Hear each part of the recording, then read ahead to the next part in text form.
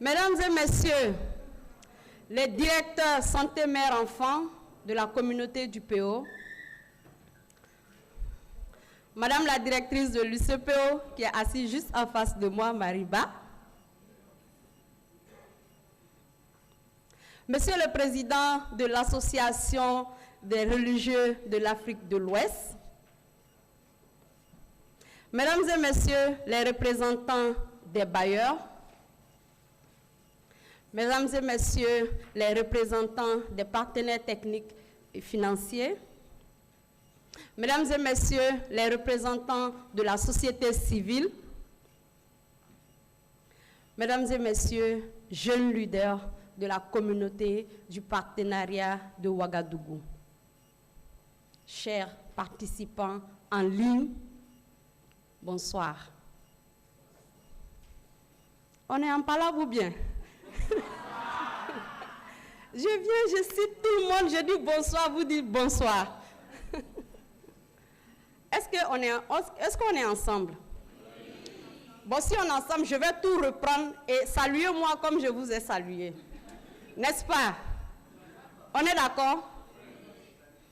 Mesdames et messieurs, les directeurs santé mère-enfant, Madame la directrice de l'UCPO qui est en train de sourire, qui est juste devant moi, Mariba, Monsieur le Président de l'Association des religieux de l'Afrique de l'Ouest, Mesdames et Messieurs les représentants des bailleurs, Mesdames et Messieurs les représentants des partenaires techniques et financiers, Mesdames et Messieurs les membres de la société civile, Mesdames et Messieurs les leaders jeunes de la communauté, chers participants en ligne, bonsoir. Bonsoir.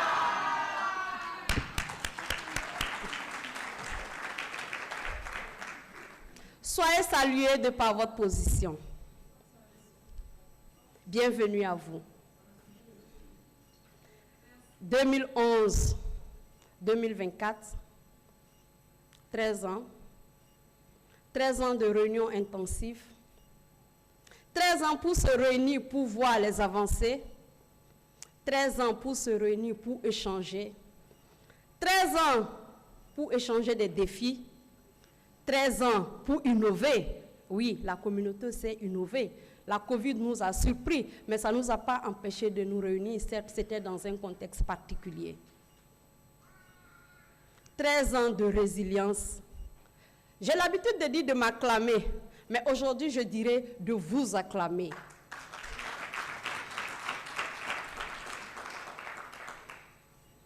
Bravo à tous. Merci d'être venus. À travers cette réunion encore, vous avez montré votre leadership.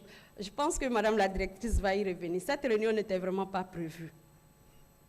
Vous avez dit, nous la voulons, notre réunion. Nous avons dit, la communauté, c'est pour vous. Vous voulez votre réunion, nous allons l'organiser pour vous. Donc, vous êtes là. Merci encore une fois de plus. Donc, aujourd'hui, c'est le démarrage de la 13e réunion annuelle du partenariat de Ouagadougou. Je pense que vous avez les agendas. On aura 4 sujets phares, le lancement. Ensuite, nous allons parler des progrès du partenariat de Ouagadougou. Où est-ce que nous en sommes? Qu'est-ce qu'il faut faire? 2030, c'est juste à l'entrée de la porte. Ne regardez pas la porte, c'est une métaphore. Donc ensuite, nous allons avoir la session avec les pays et après, nous allons voir la session avec la société civile. Je vous ai préparé une petite note introductive. Il y a quelqu'un qui me disait, mais la session d'aujourd'hui est très longue. Vous finissez jusqu'à 17h30. Il y a des participants qui sont venus tard. Je dis, la communauté du PO ne s'est pas dormie dans la salle parce que c'est dynamique, parce que c'est actif. J'espère qu'on va respecter ce contrat social-là. Si vous voyez quelqu'un dormir, il a trahi le contrat, dites-nous, on va appliquer les textes qui s'appliquent à lui. Alors, nous sommes dans une période très importante pour les droits de l'homme, pour les droits de la personne humaine. La communauté du PO sait également saisir les opportunités. Je pense qu'on ne peut pas rentrer dans le vif du sujet sans faire un clin d'œil à la période dont nous parlons. Est-ce que quelqu'un dans la salle sait de quoi on parle? on vous prie de prendre le micro parce qu'il y a des gens qui sont en ligne. Ils sont 700 à être inscrits. On a l'habitude de vous oublier. Aujourd'hui, on ne vous oubliera pas. Merci d'être avec nous. Merci de nous suivre. Est-ce que quelqu'un peut juste prendre le micro pour nous dire quelle est la période actuelle dans laquelle nous sommes très sensibles pour l'avancée des droits de la personne humaine? Oui, Mbagnick? Le micro? On peut lui passer le micro. Ces jours d'activisme. Parfait. 16 jours d'activisme. Je pense que la communauté du partenariat également reconnaît les 16 jours d'activisme parce que les 16 jours d'activisme ne viennent pas ex nihilo. Et l'autre question que j'ai à poser, c'est un peu plus profond. C'est pourquoi 16 jours d'activisme? Pourquoi 16? Pourquoi pas 20? Ok, on va lui donner le micro. Je pense que c'est du 25 au 10. Le 25, c'est la journée internationale de lutte contre les violences basées sur le genre. Et le 10, c'est la déclaration de la DUDH, universelle des droits de l'homme. Parfait, ça s'acclame, ça s'applaudit. Merci beaucoup. Je pense qu'on va également métamorphoser ces moments-là. Si vous voulez bien, on va vous inviter à vous lever pour qu'on célèbre ensemble les 16 jours d'activisme. Je donne le ton. Moi, je dirais VBG, la communauté du PO dit, et vous dites stop. C'est clair? Moi, je dis VBG, vous dites la communauté. Moi, je dis VBG, la communauté du PO dit, et vous dites stop. C'est clair? Ok, le photographe, on veut vraiment des moments là que ça soit. Les gens qui sont en ligne, vous pouvez écrire dans votre boîte de discussion. On commence? Vous pouvez pousser votre voisin, mais ne le tombez pas, ne le faites pas tomber.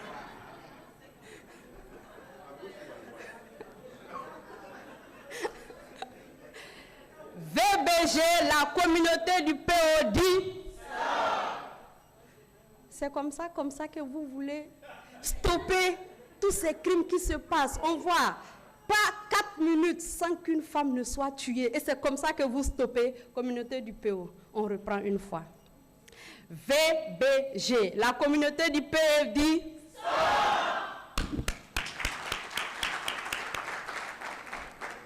alors, sur ce, je m'en vais inviter Madame la directrice de l'UCPO, Mariba, et une jeune dynamique de la région, Kadiatou Idani, qui est la présidente de l'Association des jeunes filles pour la santé de la reproduction, pour la première session. Merci.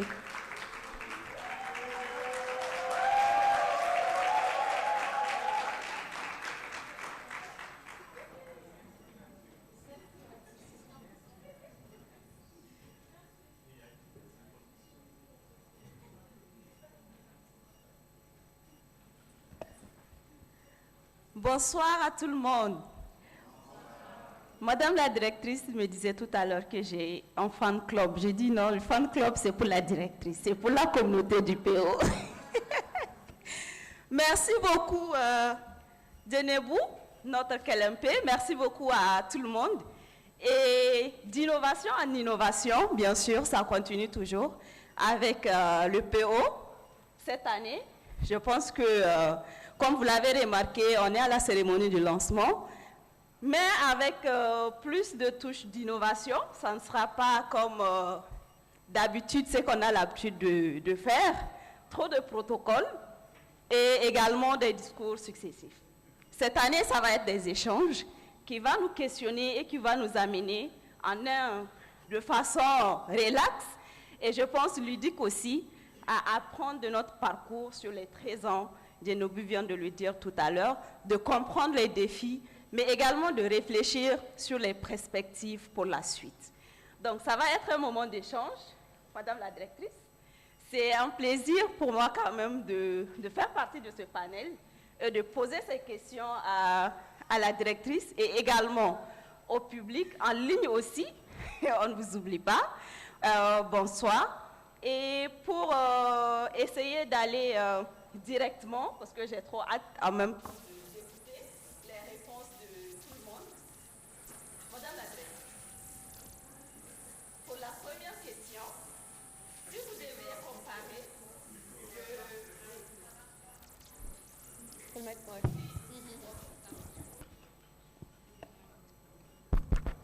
Ok, c'est bon maintenant. Merci. Donc, si vous deviez comparer le parcours du partenariat de Ouagadougou à un sport ou à une discipline artistique, lequel ou laquelle choisirez-vous et pourquoi? Merci beaucoup, Kadjatou. D'ailleurs, d'abord, je vais prendre le temps de remercier tous ceux qui ont fait le déplacement sur Dakar pour cette importante réunion.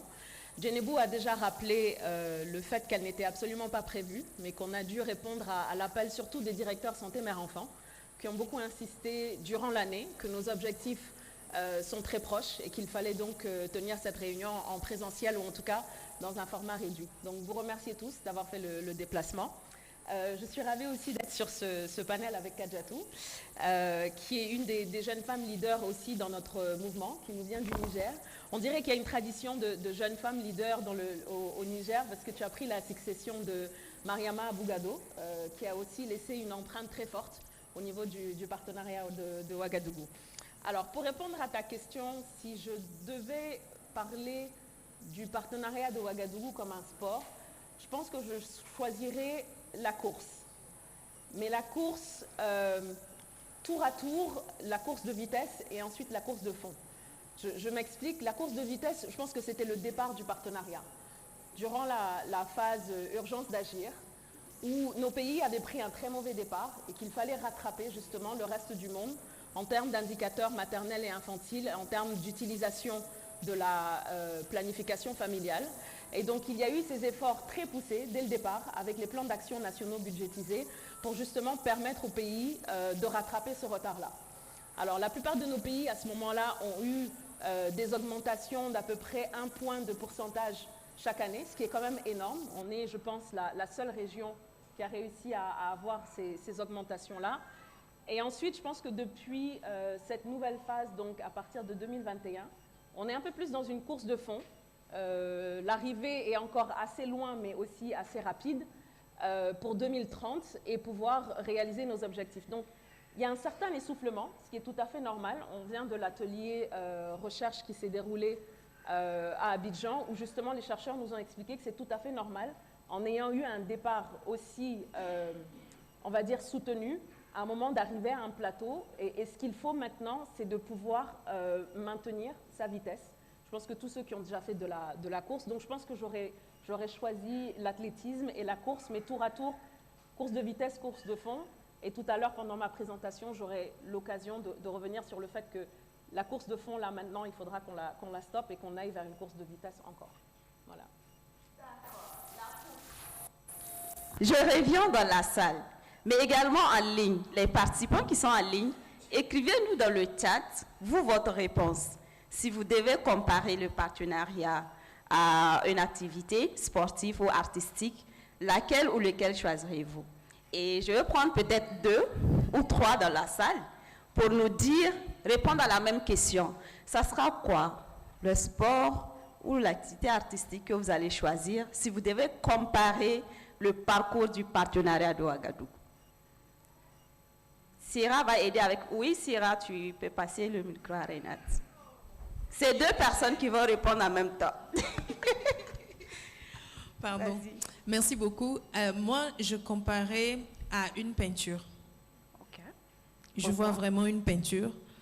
Pour moi, une peinture parce que chaque jour, on est en train d'innover, de chercher une autre façon de faire, de mettre une nouvelle touche à ce que nous sommes en train de faire pour avoir voilà, la belle image qu'on s'imagine dans la tête sur les droits de la santé sexuelle. Donc pour moi, c'est vraiment une peinture et chaque jour, chacun apporte sa touche, que ce soit personnel de santé, que ce soit ministère, que ce soit organisation de la société civile, chacun apporte sa touche à la peinture. Voilà, merci.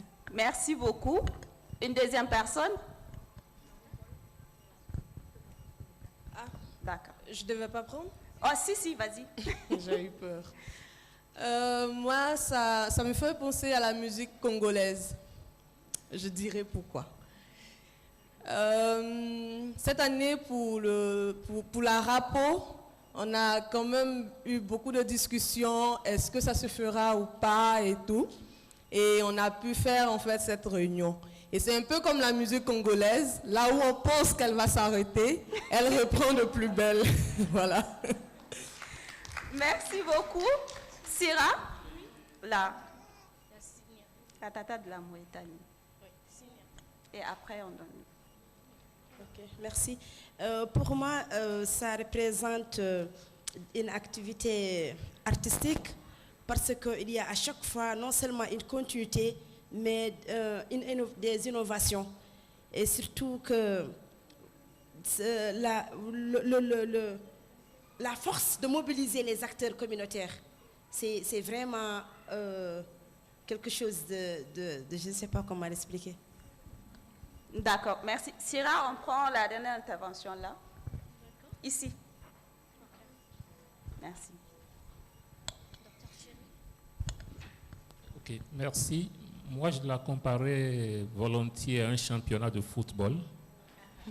Championnat de football, parce que ça se joue sur la durée. Ce n'est pas un seul match qui fait gagner le championnat. Il faut être endurant, gagner match par match. Football, parce que c'est un sport collectif, mais qui nourrit des talents individuels. Donc, il faudrait que individuellement nous soyons forts pour être forts collectivement. Merci. Merci. Exceptionnellement, Amour, tu as levé la main rapidement. 30 secondes. Amour est là. Bon, je ne sais pas, je disais à mon directeur à côté tout à l'heure que c'est exactement ce que je voulais dire, que le DCMA il a dit.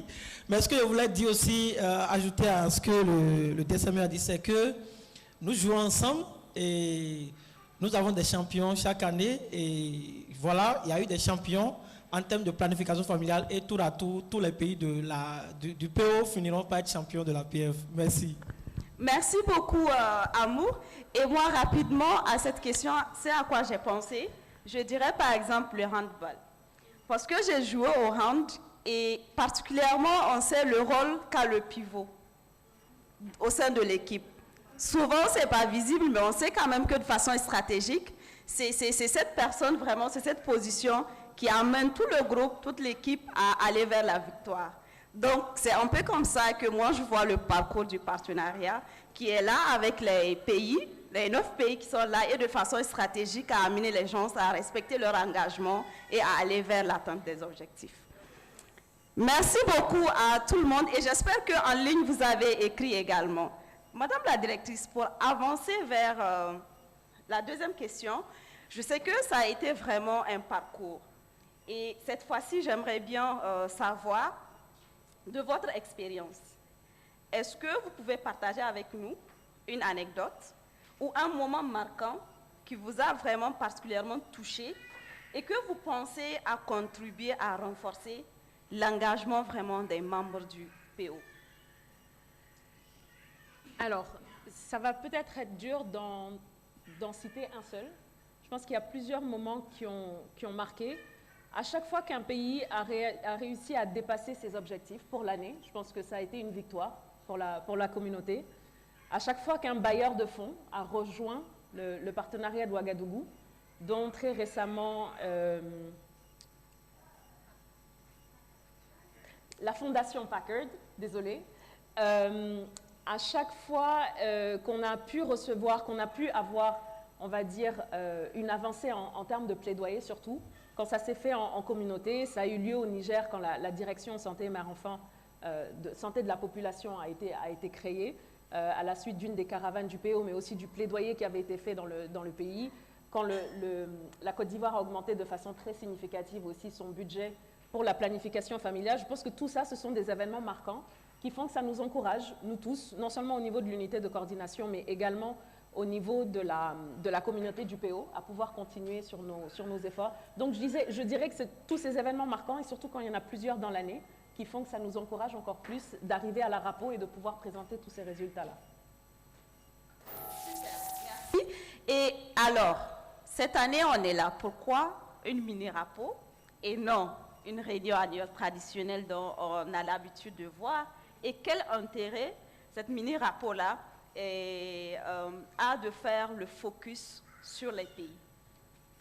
Alors, c'est une question qu'on a beaucoup reçue, effectivement. Après la réunion, et j'en parlais ce matin, après la réunion de Abidjan, on s'est vraiment rendu compte de l'ampleur que cette réunion annuelle prenait. Il Il faut dire qu'elle a commencé à Paris où il y avait à peu près 75 participants. Et on s'est retrouvés à Abidjan donc dans une salle de conférence, parce que les hôtels en général ne peuvent plus nous abriter. On était à peu près 500 participants et il a fallu vraiment qu'on mette un holà sur la liste. Et à peu près 1000 participants en ligne. Donc on comprend tout l'engouement qu'il y a pour ce qui est devenu maintenant, je pense, un événement majeur dans la sous-région en termes de planification familiale, pour l'Afrique de l'Ouest, et je pense l'événement francophone le plus marquant durant l'année.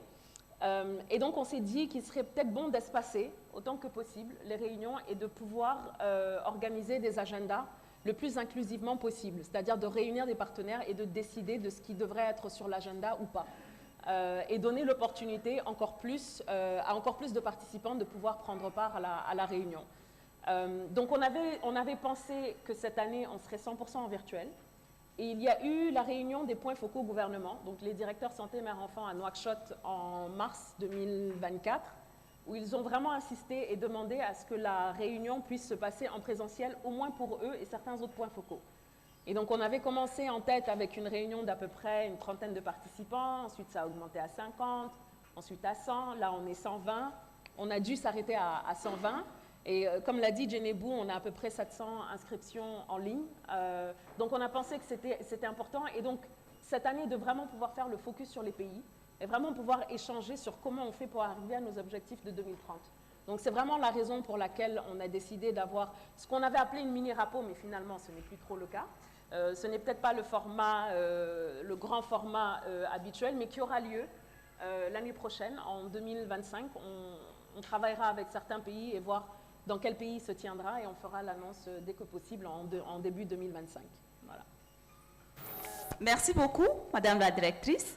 Et je pense que dans le parcours du PO, au-delà de la RAPO, on a désormais le concept de mini-RAPO qu'on va expérimenter. Et je pense que c'est ça l'innovation et le parcours, ce qui est intéressant dans le parcours du PO, parce qu'il faut s'adapter avec le contexte, le fait de prendre en compte également les recommandations, les besoins de la communauté du PO, comme Djenebou l'a souligné tout à l'heure. Je pense que c'est ça qui fait la particularité et également la force du PO pour avancer ensemble. Alors, l'instant est solennel, mesdames, messieurs.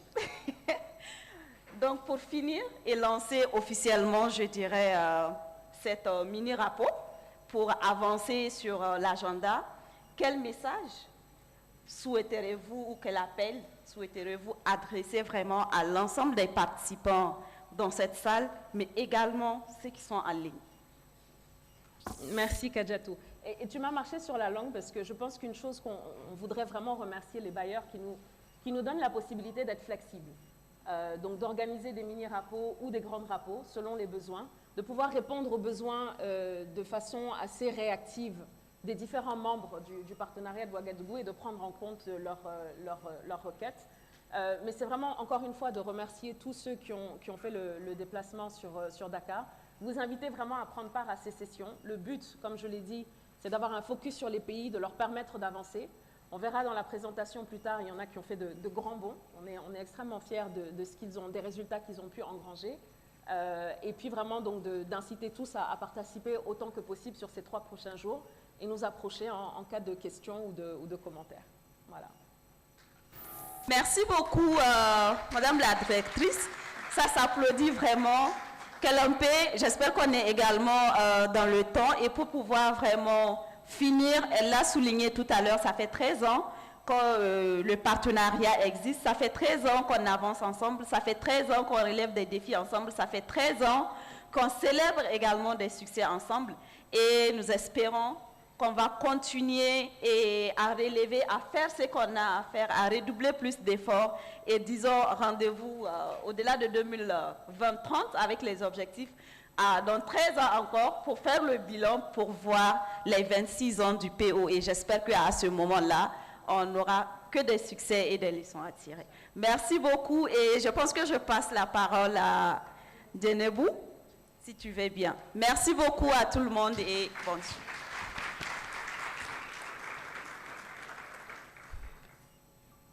Merci beaucoup. Elle me demandait est-ce qu'on est dans le temps. J'ai dit même si vous n'êtes pas dans le temps, vous êtes dans le temps. Parce que ce que vous dites, c'est très important et c'est très pertinent. On les acclame avec pour les permettre de s'installer.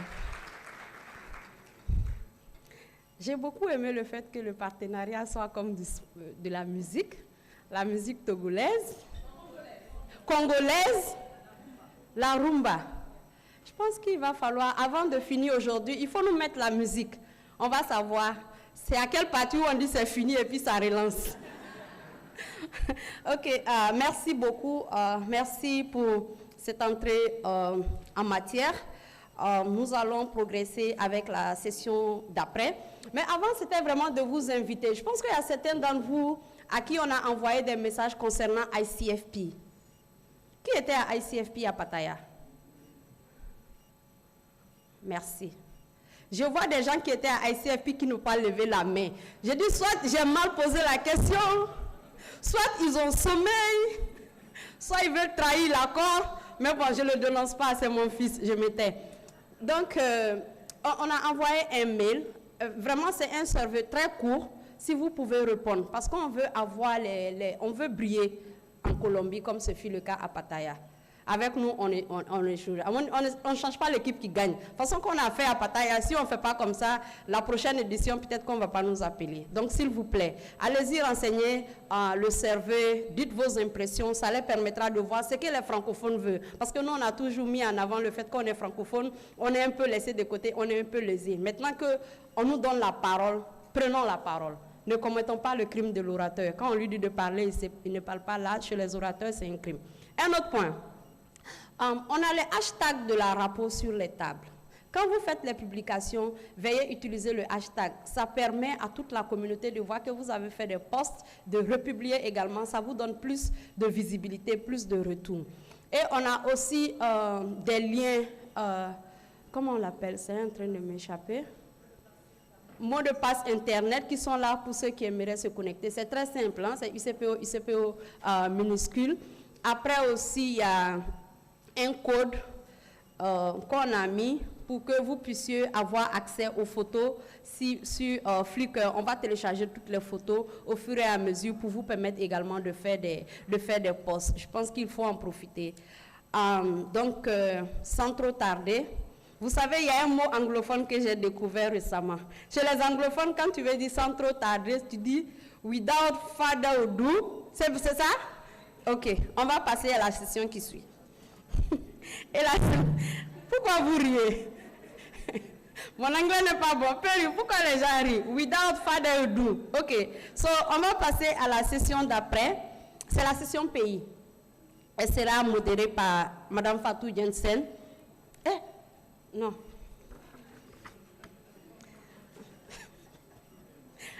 Applaudissez pour moi pour me donner l'inspiration.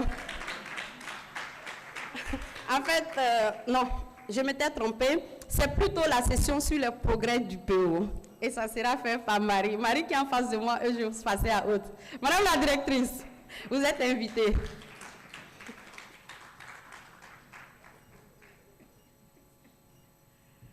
Bon, donc, without further ado. Alors, on est arrivé, bonjour à tous, rebonjour. On est arrivé au moment de la traditionnelle présentation sur nos résultats en tant que région. Je voudrais d'abord saisir cette occasion, le fait que nous soyons ensemble pour saluer la venue parmi nous du docteur Fatoumata Bamba, qui a été récemment nommée directrice coordinatrice du Programme national Santé Mère-Enfant de Côte d'Ivoire. Docteur Bamba, sous vos applaudissements.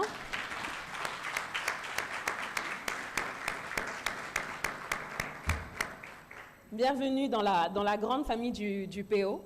Dr Bamba nous a rejoint lors de l'atelier sur les résultats de la recherche à Abidjan et a été une hôtesse très gracieuse. Et donc nous avions tenu, malgré son agenda chargé, on a compris qu'il y a eu de multiples déplacements et voyages jusqu'à présent, mais on a beaucoup insisté au niveau du ministère de la Santé pour avoir sa présence aujourd'hui. Et je vous invite tous à faire connaissance avec elle. Je pense que les directeurs santé mère-enfant l'ont déjà adopté dans le groupe, mais aussi de pouvoir le faire de façon globale au sein de la communauté. Donc, bienvenue, Dr Bamba. Alors, aujourd'hui, nous allons voir au cours de cette présentation où nous en sommes en tant que région, où nous en sommes par pays du partenariat d'Ouagadougou, quelles sont les méthodes qui sont les plus utilisées et celles qui ont le plus d'impact. Faire un focus sur certains des pays du PO qui ont eu l'occasion, depuis 2020, d'avoir des enquêtes EDS ou mix, et ensuite de pouvoir parler de l'évolution du financement, des financements des contraceptifs. Alors, où en sommes-nous? De manière globale, nous avons pu rajouter, donc entre juillet et juin, il faut savoir que les résultats, quand on parle des résultats de l'année 2024, il s'agit de juin 2023 à juillet 2024, nous avons engrangé environ 433 000 utilisatrices additionnelles entre 2023 et 2024. Les tendances qui se poursuivent, si nous les continuons d'ici 2030, nous aurons rajouté 2,6 millions d'utilisatrices additionnelles, en sachant que notre objectif est de 6,5 millions. Donc cela nous placerait à peu près en deçà de notre objectif d'à peu près 3 millions ou un peu plus d'utilisatrices additionnelles. Et c'est ce dont je parlais tout à l'heure en disant qu'on a des moments de course de vitesse et des moments de course de fond. Je pense que là, on est d'accord que la course de fond a assez duré et qu'il faudrait maintenant qu'on passe à la course de vitesse pour atteindre nos objectifs d'ici 2030. On a toujours su qu'ils étaient ambitieux, mais il n'y a pas de raison qu'on ne les atteigne pas en sachant les efforts qui ont été faits dans la phase urgence d'agir et la phase d'accélération. Alors, sur les 9 pays listés, vous pourrez voir Sur les 9 pays listés, vous pourrez voir les couleurs. Il faut faire attention entre la Guinée et le Mali. Les couleurs sont assez similaires, le bleu foncé. Mais vous pouvez suivre l'évolution par pays, d'année en année. Et une attention particulière sur l'évolution du Burkina Faso, de la Côte d'Ivoire et du Mali, qui ont eu les augmentations les plus significatives à ce jour. Alors, nous allons maintenant voir les résultats un peu plus dans le détail. Il y a, comme vous pourrez le constater, des résultats très encourageants à magnifier, même si de manière globale, la tendance actuelle devrait être améliorée pour nous permettre d'atteindre nos objectifs. Pour les progrès par pays, alors, 4 pays, que sont le Burkina Faso, la Guinée et le Mali, 3 pays, pardon, ont dépassé leur objectif de 2024. 2 pays qui sont la Côte d'Ivoire et le Togo ont une mention très honorable en ayant atteint plus de 90% de leur objectif de 2024. Et le Bénin, la Mauritanie et le Sénégal, eux, ont une mention honorable. Je voudrais rappeler que pour le Sénégal, la dernière fois qu'il n'a pas atteint son objectif, c'était aussi en 2016. On était à la réunion annuelle de Abidjan, de Côte d'Ivoire. Et la raison principale était le gap qu'il y avait eu dans l'élaboration et le suivi du plan d'action national budgétisé. Ce qui est aussi le cas cette année. Il y a eu quelques retards dans l'élaboration et le lancement du plan d'action national budgétisé, qui est maintenant de 2024 à 2028, et on leur souhaite de pouvoir rabroger ce retard-là. Alors, sur les taux d'atteinte des objectifs, je voudrais noter quand même une première pour 2 pays. Je me souviens en 2019, quand on était au Bénin, 2 pays avaient atteint pour la première fois leur objectif. C'était le Mali et le Niger. Alors, cette année, j'aimerais vraiment qu'on fasse une ovation pour la Guinée. Dr Kaba.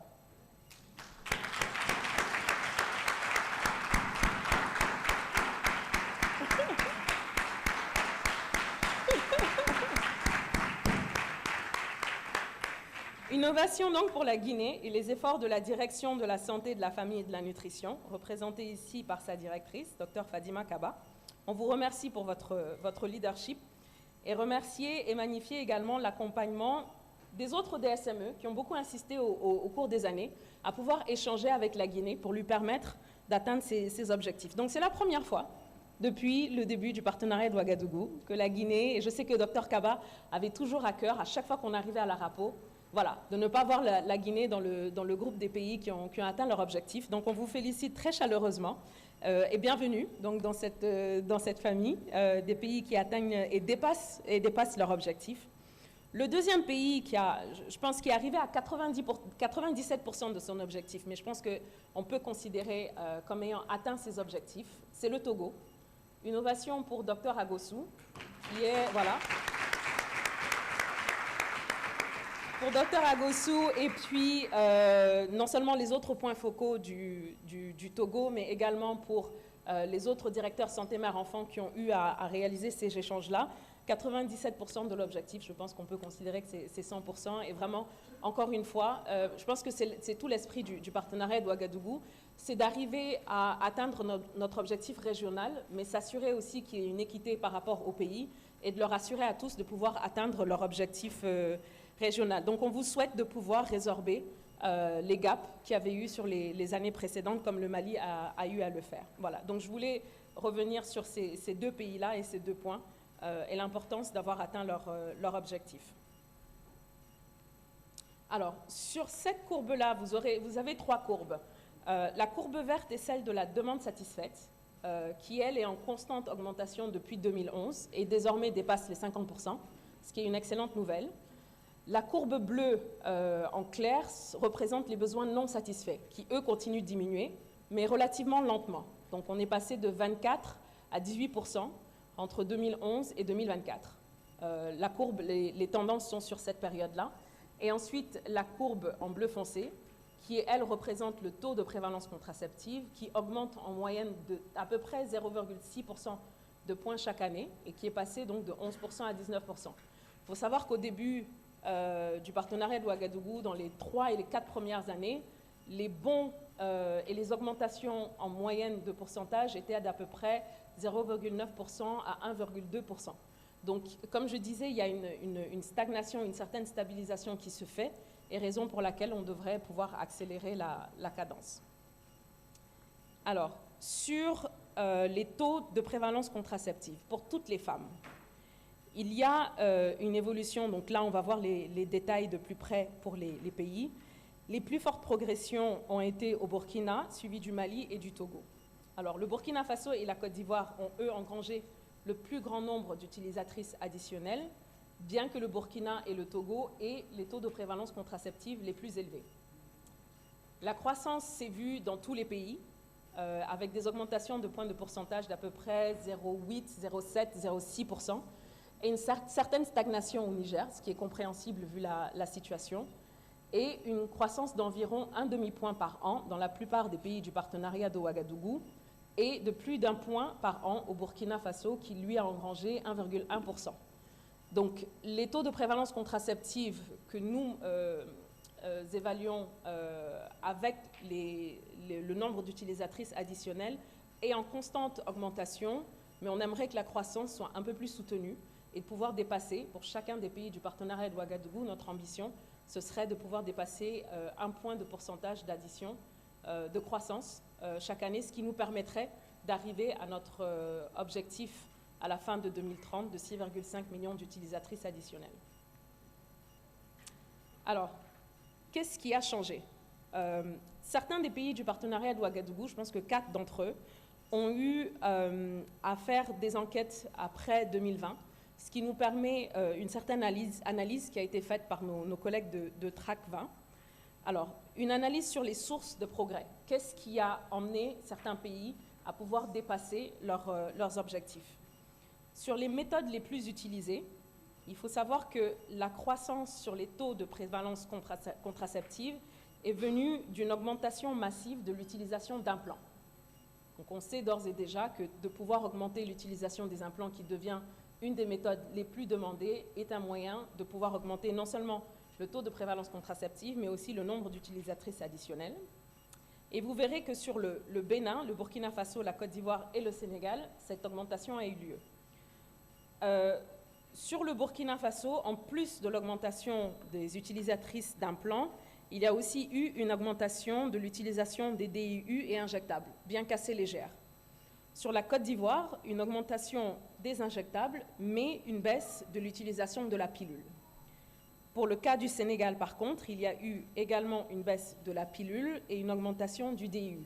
Tout ça couplé avec les augmentations d'utilisation des implants, qui a accordé justement à certains des pays de pouvoir augmenter leur taux de prévalence contraceptive. On va se pencher sur les cas donc du Bénin, de la Côte d'Ivoire, du Sénégal, qui eux ont eu à organiser, ou en tout cas avoir des enquêtes soit mixtes, soit des EDS, sur l'évolution au niveau du Bénin. La croissance la plus accrue s'est vue chez les femmes entre 25 et 39 ans, docteur Lawale, dans les régions d'Alibori et des collines, et dans le quintile de richesse du milieu. Donc les femmes les plus pauvres et démunies sont encore, on va dire, laissées pour compte, ou en tout cas ne se retrouvent pas encore dans ces augmentations du taux de prévalence contraceptive et d'utilisatrices additionnelles. Pour le cas du Burkina Faso, la croissance, elle, vient là principalement chez les femmes n'ayant pas ou peu d'éducation, ce qui, je pense, est une excellente évolution par rapport à cette équité que nous recherchons. Dans quasiment toutes les régions du Burkina Faso, donc de manière équitable encore une fois, et chez le quintile de richesse du milieu. Pour ce qui est de la Côte d'Ivoire, Dr Bamba, les plus grosses croissances ont été enregistrées dans les régions du centre et celles du nord, chez les femmes ayant 1, 2 et 3 et 4 enfants, et chez les femmes ayant reçu des études supérieures. Pardon. Pour le cas du Sénégal, les plus fortes croissances ont été observées à Kaffrine et à Saint-Louis, dans le nord, chez les femmes également ayant 3, 4 et 5 enfants ou plus, et chez les femmes ayant un faible niveau d'éducation, dépassant celles avec un niveau d'éducation supérieur. Donc toutes ces analyses ont été faites par notre partenaire, TRAC20, je pense que vous connaissez Rudolf et Émilie, que l'on remercie chaleureusement pour ces analyses et qui se tiennent à votre disposition également pour approfondissement, et souligner l'importance donc des données, de leur remontée, de la collecte de qualité qui permettent ces analyses et qui, nous l'espérons, vous permettront de mieux segmenter et cibler vos interventions au niveau des pays. Je termine ma présentation par les tendances sur les achats des contraceptifs par rapport au financement domestique. Alors, la bonne nouvelle, c'est qu'aucun de nos pays ne figure sur la liste rouge des pays qui ne procurent aucun financement domestique pour l'achat des contraceptifs. En vert, donc, vous avez le Bénin, la Côte d'Ivoire, le Niger, le Sénégal et le Togo qui ont investi au moins 2 fois depuis 2021 et la valeur des dépenses a augmenté d'année en année. En jaune, vous avez donc le Burkina, la Guinée, le Mali, la Mauritanie, qui ont investi au moins 2 fois depuis 2021, mais avec des niveaux de dépenses variables. Et ce qu'on voudrait encourager, c'est d'avoir des niveaux de dépenses, parce que c'est une chose d'allouer du financement pour l'achat des contraceptifs, c'en est une autre de réaliser ces dépenses, et c'en est une autre d'augmenter justement la valeur des dépenses en faveur des produits contraceptifs pour la planification familiale. Voilà. Donc voilà en gros, de façon ramassée, l'état de notre mouvement et de notre partenariat pour 2024.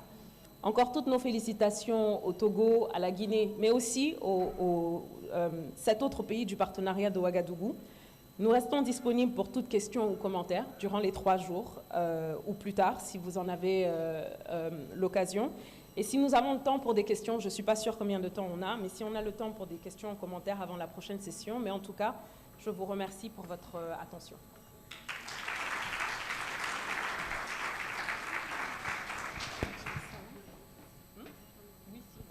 Ok, je pense qu'on va prendre peut-être 2 ou 3 questions, selon les questions disponibles dans la salle. Donc, merci bien, Madame la Directrice, pour la présentation des résultats. On l'a vu, le mot vitesse est celui qu'il faut mettre en avant. Les pays, chacun a essayé de faire l'effort, tant bien que mal, malgré les défis qui persistent dans les régions. Félicitations à vous. Je ne sais pas, est-ce que là, actuellement, il y a des questions? Ok, oui, Monsieur Abdoul. On va prendre rapidement. Hey, je vois que des hommes, ça ne marche pas. 16 jours d'activisme, les femmes, vous êtes où? Ok, on va faire comme ça. Abdoul. Ok, d'accord, donc bonsoir à toutes et à tous. Merci pour toutes ces présentations. Ma question est relative vraiment aux différentes disparités en termes d'utilisation de contraception entre celles qui sont scolarisées et celles qui ne sont pas scolarisées. Parce qu'on remarque que dans certains pays, c'est celles qui ne sont même pas allées à l'école qui utilisent les contraceptions par rapport à celles qui sont allées à l'école. Ma question, je ne sais pas, est-ce que l'étude s'est vraiment attelée sur cette question pour chercher vraiment des questions et des réponses vraiment en lien avec cette disparité. Merci bien, Abdou. On prend ces questions et puis- Ok, donnez le micro juste derrière. Ok. Ok, après. Le nom, s'il vous plaît. Le nom, président. Merci. Ouais. Docteur Daga Meiga du Mali. Je voulais juste savoir les données par rapport à la croissance du taux de prévalence contraceptive. Est-ce que c'est le tract 20? Parce qu'au Mali, c'est à 21 actuellement, selon l'enquête démographique de santé. Merci. Disons, oui, c'est ça. Parfait. Est-ce que c'est le tract 20? Juste la question de savoir. Merci. Ok. On va prendre toutes les questions et après on va... Ok. Dieu merci, on a une dame. Allez-y. Merci, Kilipa. Cécile Chombiano de Médecins du Monde. Moi, je suis un peu curieuse de savoir si on a des données sur les financements et dans les pays, chaque pays ou pour toute la région, et qui a donné ces merveilleux résultats. Merci. Derrière. Bonjour tout le monde, Mohamed Sangaré, CCP Breakthrough Action. Bon, moi c'est un commentaire. Je crois que chaque année, on va répéter la même chose. On parle toujours de services, de produits, mais on oublie toujours, je dirais, la part communautaire qui est tout ce qui est comportemental. Je crois qu'il est vraiment grand temps, dans nos analyses, qu'on intègre ce volet, y compris dans les financements, pour qu'on puisse voir qu'est-ce qu'on met réellement dans cette part qui nous rapproche le plus possible de communautés. Merci. Merci bien, Sangaré. Alors, on voit encore demain. On va prioriser. On monopolise la... Tout le monde est jeune dans la salle. On passe à Dr Doucouré. Ça ne marche pas aujourd'hui. Bon, allez-y, quand vous avez le micro. Allez-y, allez-y. Merci beaucoup, Djenebou, pour la parole. Alors, félicitations à tous les pays pour les efforts et les résultats obtenus. C'est juste un commentaire, ce n'est pas une question. C'est un commentaire, une proposition. Peut-être pour les prochaines éditions, lorsqu'on sera en train de présenter les progrès, on veut également évaluer nos pays par rapport au nombre d'utilisatrices jeunes et également au nombre d'utilisateurs jeunes, qu'on nous donne vraiment les données désagrégées. Et cela va en même temps encourager les pays à fournir des efforts pour que tous les jeunes également puissent avoir accès aux méthodes contraceptives. Merci. Merci, Dorcas. Sira, on va à Dr Ben. Si je ne donne pas la parole à Dr Ben, il va me faire règlement de compte à la porte. On y va.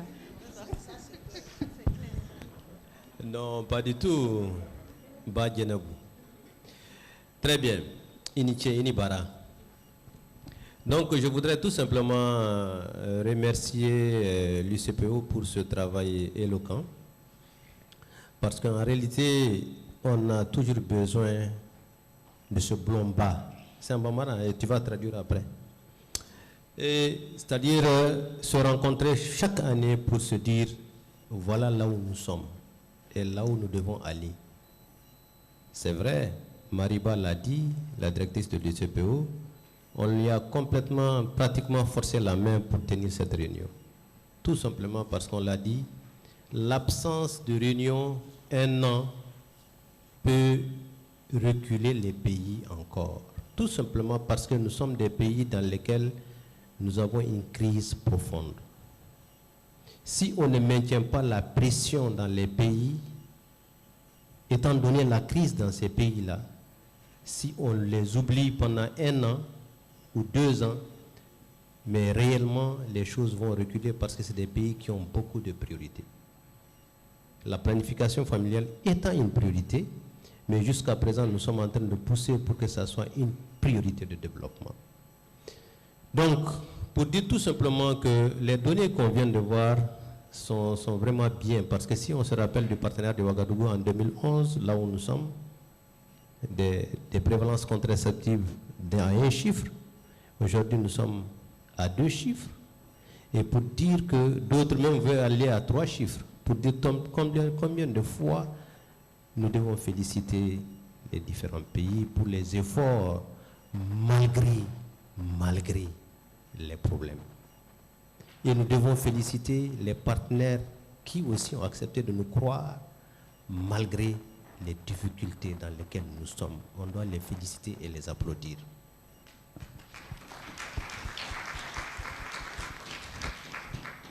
c'est vrai, Tract 20 fait ses analyses.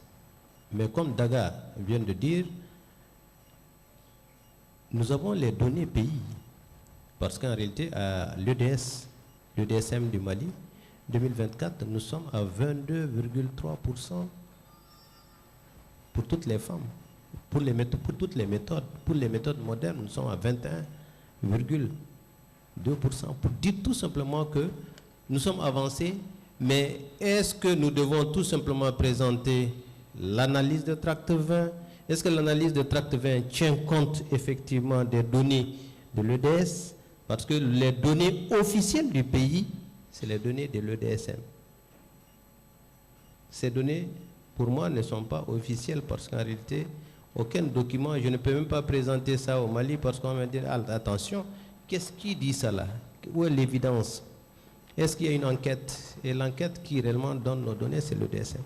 Pour dire qu'il est important qu'ils tiennent compte de ça. L'année où il y a l'EDS, on doit tout simplement prendre les données de l'EDS. Sinon, c'est des données qui ne seront pas reconnues dans les pays. Je vous remercie. Merci. Je voudrais dire aux jeunes, Ok. je continue pour dire aux jeunes, quand on prend réellement les jeunes, je n'ai pas dit les adolescentes, parce qu'elles viennent de dire les jeunes, de tenir compte des jeunes. Mais quand on prend ces données, près de 50% de ces données-là viennent des jeunes. Parce que ce sont ces jeunes-là qui se marient, adolescentes et qui évoluent jeunes, mères jeunes et tout ça là, jeunes. Donc les jeunes sont là-dedans.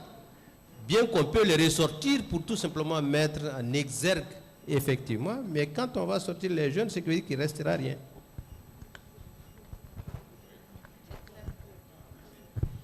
Bon, merci beaucoup. Ok. J'y vais? Merci. Assalamu alaikum wa rahmatullah. C'est Salih Mbaké du Sénégal. Je voudrais... Bon, c'est une remarque personnelle, une suggestion peut-être. Je sais que le focus est sur... Le focus du partenaire de Ouagadougou, c'est sur le nombre d'utilisatrices. C'est ça le chiffre qui vous oriente dans votre travail. Mais je me dis que pour atteindre ce chiffre-là, est-ce qu'il ne faudrait pas aussi penser à la stratégie pour arriver à ce chiffre-là? Notamment la création de la demande. Vous savez, nous, par exemple, les religieux, notre rôle, c'est principalement ça, la création de la demande. Sensibiliser les gens, les populations, et surtout les femmes, à faire la planification familiale pour réduire le coût de mortalité maternelle et infantile juvénile. Donc, moi, je pense qu'il faudrait peut-être inclure cet élément-là, hein, n'est-ce pas?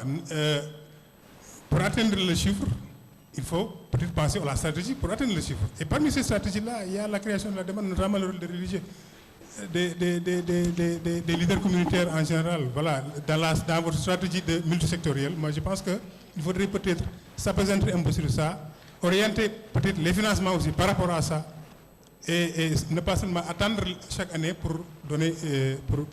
parce que je vois que ça peut augmenter ces chiffres-là, si focus et les efforts sont mis sur cette création de la demande, sur la stratégie de la création de la demande. L'autre chose, l'autre suggestion que je voudrais dire, c'est qu'il y a la crise sécuritaire, certes, mais il y a maintenant la crise climatique. Nous sommes actifs aussi dans le débat là, sur le travail sur le changement climatique, qui est un phénomène réel, et vous le savez tous. Et les études ont montré que ça a un impact sur les services de planification, sur la santé en général, mais surtout la provision des services de planification familiale. Donc il faut aussi penser à la crise climatique, qui est une réalité. Merci beaucoup. Merci à tous. Je pense qu'on va passer la parole à la directrice parce que nous sommes un peu en avance sur l'agenda. S'il vous plaît, on est un peu en retard, pardon, sur l'agenda. S'il vous plaît, mais durant les 3 jours, vous pouvez continuer à échanger sans souci. S'il vous plaît. Ok. C'est quel pays? Niger? Ok.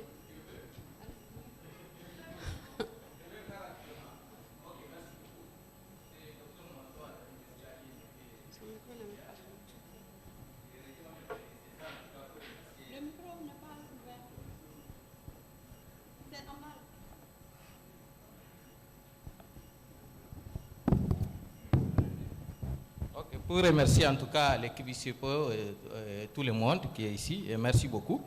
L'observation, c'est par rapport aux objectifs fixés là, où on a cité le pays, il y a ceux qui ont dépassé, il y a ceux qui ont atteint, il y a ceux qui sont en retard à la traîne. Le Niger ne figure pas dans la liste là, si vous regardez bien. C'est vrai, le Niger à la traîne, j'ai compris à travers la figure, mais quand on a cité le pays, il n'y a pas le Niger, juste pour qu'on corrige la présentation. Rapidement, la deuxième observation a été faite, je crois, par Dr Daga et Dr Ben. Est-ce que c'est les mêmes sources de données pour l'ensemble du pays? Parce qu'on ne peut pas comparer des données ici d'une enquête avec les données d'estimation. Ça, c'est une question pour savoir. Si ce n'est pas le cas, je crois qu'il y a lieu d'harmoniser pour, en tout cas, être cohérent. Et la dernière question, il y a un autre aspect aussi très important. Peut-être on peut me dire que c'est le processus.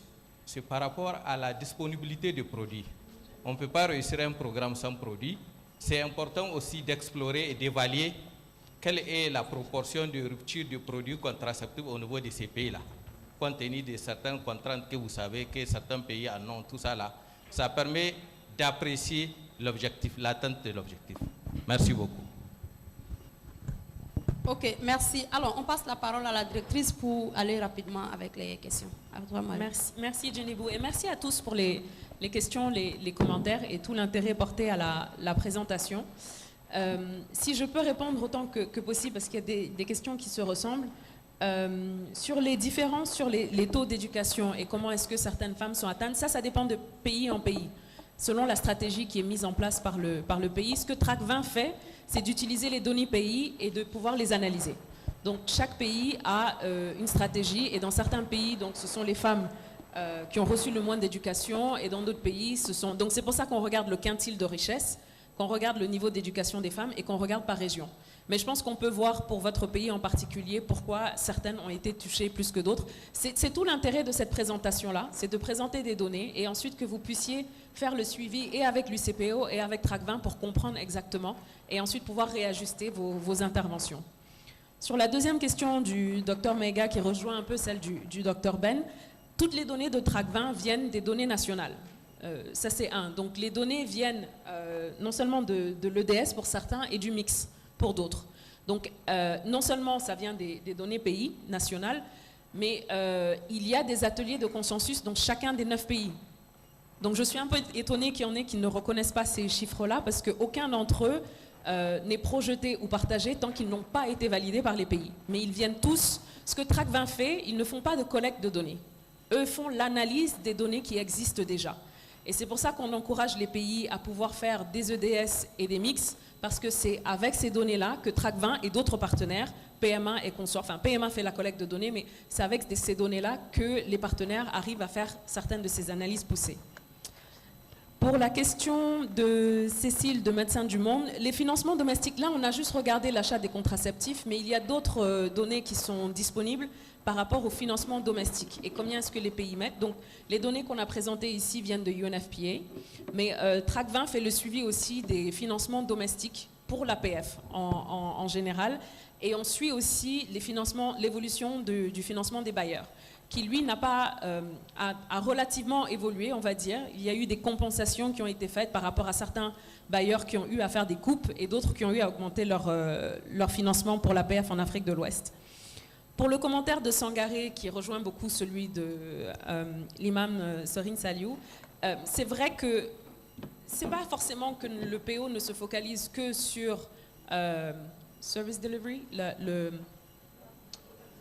les prestations de services, c'est que parfois c'est là où on a le plus de données aussi. Donc ça c'est un autre gap, je pense, un autre manquement, que les données sont beaucoup plus disponibles pour les prestations de services que pour tout ce qui est création de la demande, communication pour le changement de comportement. Mais c'est un commentaire qu'on prend en compte et qu'on essaiera de plus en plus d'inclure parce qu'on sait que c'est ce qui va ensuite définir l'agenda pour l'année à venir pour les pays du PO. Pour répondre à Dorcas, les données des utilisatrices, on ne les a pas encore désagrégées par rapport aux jeunes et par rapport aux tranches d'âge. C'est quelque chose effectivement sur lesquels, que ce soit TRAC20 ou les autres partenaires qui travaillent sur les données, devraient pouvoir faire et qu'on voudrait faire. Donc on tend vers ça pour pouvoir comprendre, et je pense qu'à ce moment-là, on pourra avoir une série d'indicateurs par rapport à l'utilisation chez les jeunes. Donc c'est pris en compte. Et puis, je pense que le dernier commentaire donc, de Serine Saliou, j'ai répondu par rapport à la création de la demande. Sur la crise sécuritaire, la crise climatique, effectivement, on a eu quelques discussions sur comment mieux approcher la COP, mais on serait intéressé de savoir parmi vous s'il y en a qui travaillent sur ces éléments de l'effet des crises climatiques et l'intersectionnalité avec la planification familiale, la santé de la reproduction, de pouvoir s'approcher de nous. On n'a pas forcément toutes les solutions et de voir comment est-ce qu'on peut essayer d'adresser justement cette crise climatique et son impact sur la santé de la reproduction. Je crois que j'ai répondu à tout, j'espère. On est un peu en retard. Oui, alors le Niger, par contre, vous êtes, je ne sais pas si c'est Diapo, vous dites que le Niger est là, non?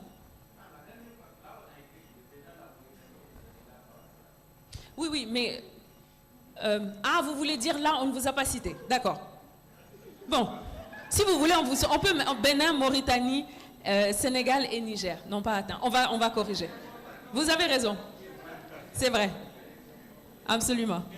D'accord. C'est noté. En tout cas, merci beaucoup à tous pour l'attention et puis on sera ravis de continuer la discussion. Merci beaucoup, Madame la directrice. Merci également à tous pour vos questions pertinentes. Je pense qu'on a eu une très belle discussion. Et j'ai beaucoup apprécié le commentaire de Dr Ben, quand il dit qu'il faut voir d'où l'on vient. Je pense que c'est très important. Présenter tel que ça peut être insignifiant. Mais quand on sait d'où est-ce qu'on vient, où on est quitté, on sait que c'est du boulot. Récemment, quand on était à la réunion des bailleurs à Londres, j'ai eu à faire une présentation sur les religieux. Et j'ai dit que l'un des grands succès qu'on a eu, c'est qu'on a un nouveau président au niveau de l'ARAO-SD. C'est le moment de faire un clin d'œil à docteur, professeur, monsieur Koné qui est là. Félicitations, monsieur Aruna Koné. Et quand j'ai fini de présenter, j'ai dit, bon, dans une situation normale, on dirait que, bon, il y a quoi à célébrer? J'ai dit, il y a beaucoup à célébrer. Quand on sait un peu le contexte, ce n'est pas gagné d'avance. Donc, c'est un grand succès. Et je rejoins aussi le commentaire du professeur Mbaké. J'espère qu'il est professeur. Il n'est pas professeur. Peut-être un professeur en devenir. Et il disait tantôt qu'il faut considérer les changements climatiques, que c'est très important. Il a tout à fait raison. Parce que vous savez, en 1948, qu'est-ce que l'OMS nous dit? La santé est un état de complet bien-être, tant physique que mental et social, qui ne demande l'absence d'aucune maladie ni d'infirmité. Et l'OMS continue pour dire, la possession du meilleur état de santé qu'il est capable d'atteindre constitue un droit fondamental. Ce qui met la santé au carrefour. La santé est une discipline carrefour. Tous les droits qui existent sont corrélativement liés à la santé. Vous ne pouvez pas parler d'éducation sans mettre en avant la santé.